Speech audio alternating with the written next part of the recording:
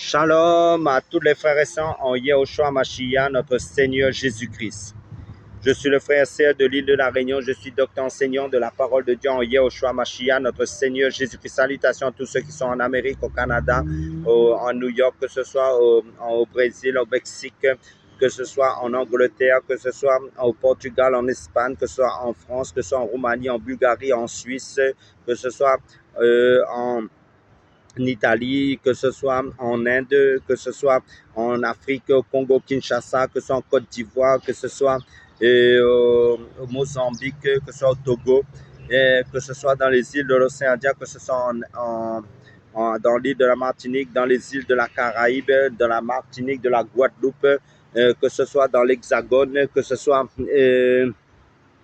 dans les îles des Seychelles, de la Martinique, de la Guadeloupe. Salutations à tous. Et si je n'ai pas mentionné votre pays et que vous vous trouvez connecté à ma chaîne, soyez tous les bienvenus.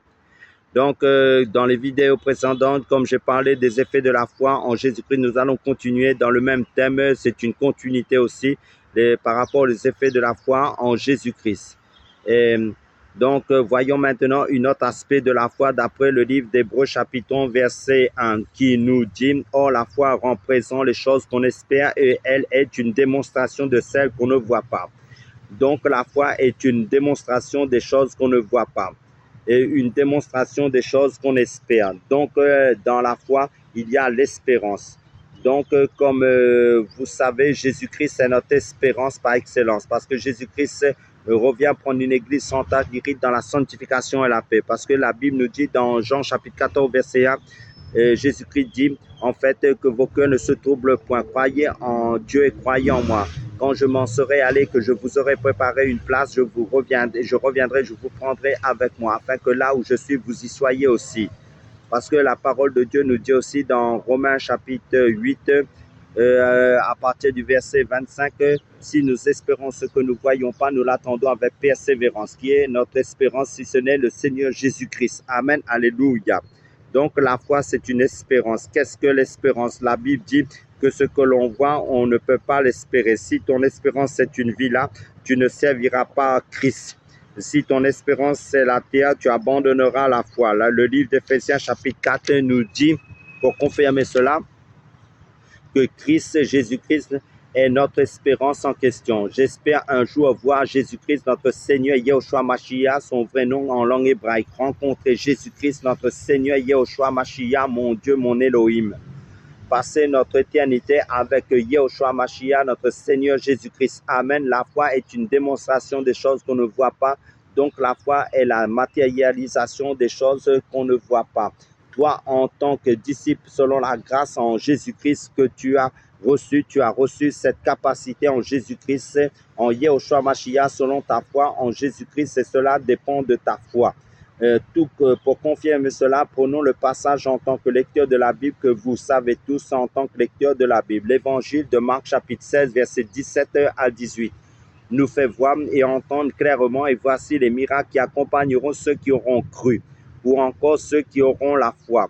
Ils chasseront les démons en mon nom, ils parleront de nouvelles langues, ils saisiront des serpents dans la main, et s'ils boivent quelques breuvages mortels, ils imposent, et cela ne fera pas de mal, ils imposeront les mains aux malades et ils seront guéris. Vous voyez, frères et sœurs, la foi, et la Bible nous dit, sans la foi, il est impossible d'être agréable à Dieu, parce que Dieu, Jésus-Christ est le consommateur de la foi. Amen, alléluia. Qu'est-ce qui est rempli dans ton cœur? Est-ce que c'est la foi basée sur la parole de Dieu? Parce que la foi vient de ce qu'on entend, ce qu'on entend vient de la parole de Christ. Ou est-ce autre chose? Est-ce que c'est les choses du monde, les choses qui vont passer, qui sont passagères? Parce que le Seigneur nous dit, affectionnez-vous aux choses d'en haut. L'affection de marcher selon l'esprit. Vivez selon la parole de Dieu, car l'homme ne vivra pas de pain seulement, mais de toute parole qui sort de la bouche de Dieu. Car la foi, c'est quoi? La foi est centrée sur Jésus-Christ. Et Jésus-Christ, c'est la parole de Dieu. Parce que l'homme ne vivra pas de pain seulement, mais de toute parole qui sort de la bouche de Dieu. Amen, alléluia.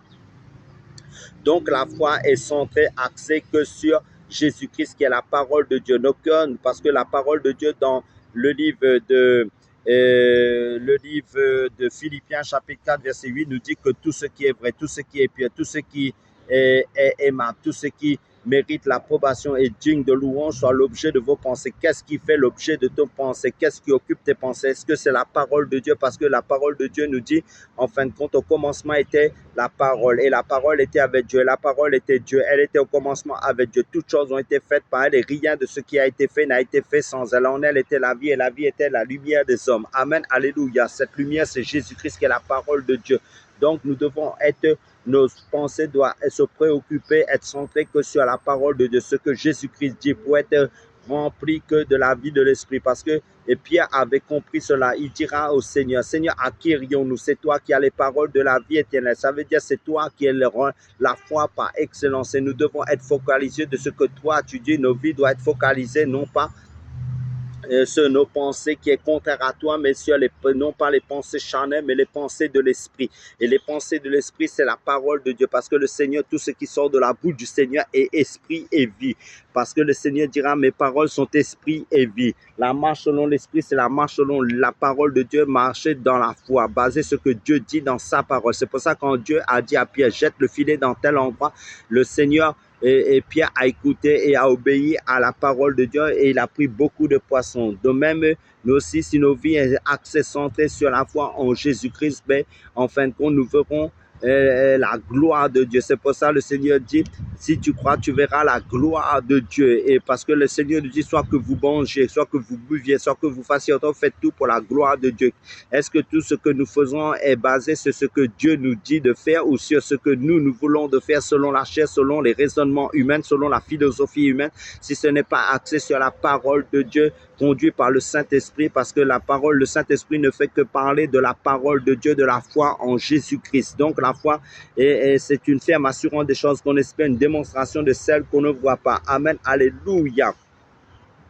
Donc, la foi. Et la Bible nous dit, sans la foi, il est impossible d'être agréable à Dieu. Vous voyez, parce que le monde a... Tout ce que nous voyons a été créé à partir de la parole de Dieu. La mer, la terre, l'univers, tout a été créé à partir de la parole de Dieu. Car la parole de Dieu, c'est Jésus-Christ qui est le chemin, la vérité et la vie. Parce que Dieu veut que tous les hommes soient sauvés et parviennent à la connaissance de la vérité. Cette vérité, c'est le Seigneur Jésus-Christ. Vous voyez, frères et sœurs, les effets de la foi en Jésus-Christ. Notre Dieu Jésus-Christ, c'est le Dieu des miracles. Et Dieu... Parce que si nous croyons pas au miracle, nous ne croyons pas en Dieu. Parce que tout est miracle en Dieu. Alléluia. Et Dieu n'aime pas l'échec. Si tu écoutes les paroles des hommes, tu n'auras pas la foi véritable. Mais si tu écoutes la parole de Dieu et pratiques la parole de Dieu et persévères dans cette parole de Dieu, ben, tu verras les effets de la foi en Jésus-Christ. Ta foi va grandir continuellement. Tu vas expérimenter le surnaturel. Tu vas dispenser des choses incroyables avec le Seigneur. Et comme les hommes qui ont marché par la foi, qui ont marché selon ce que Dieu leur disait dans sa vérité, parce que le Seigneur dit, mes brebis entendent ma voix, ils ne suivront pas les mercenaires. Donc, ceux qui suivent le Seigneur suivent la parole de Dieu. Amen, ce que Dieu dit dans sa parole. Amen, et expérimentent cette parole qui est la foi. Amen, alléluia, dans leur quotidien. Amen, pour voir les effets de la foi qui est positif. Amen, l'amour, la paix, la sanctification, la patience, la longanimité, la maîtrise de soi. Amen, alléluia. En Jésus-Christ, donc ta foi va grandir en Dieu, en Jésus-Christ, en Yahushua Mashiach, ira en croissance sans cesse avec la foi véritable en Jésus-Christ. Tout est possible à celui qui croit. Amen, alléluia. Pour nous encourager, bien-aimés dans le Seigneur, prenons le livre d'Hébreux, chapitre 4, verset 14, qui nous dit ainsi, puisque nous avons un souverain grand prêtre, le Fils de Dieu, qui a traversé les cieux, demeurons fermes dans la confession de notre foi. Amen. Alléluia. Pour conclure, en fin de compte, nous allons prier. Demeurons fermes dans la foi en Jésus. Pour notre message, prions, frères et sœurs. Merci, Père éternel, pour ta grâce, ta bonté, ton amour. Merci, Seigneur Jésus-Christ, pour l'œuvre de la croix. Merci pour ta vie, ta parole, ta foi que tu as déposée dans nos cœurs de ton Saint-Esprit. Je te rends grâce. Je te rends toute la gloire, Seigneur, Père, dans le nom puissant du Seigneur Jésus-Christ. Amen.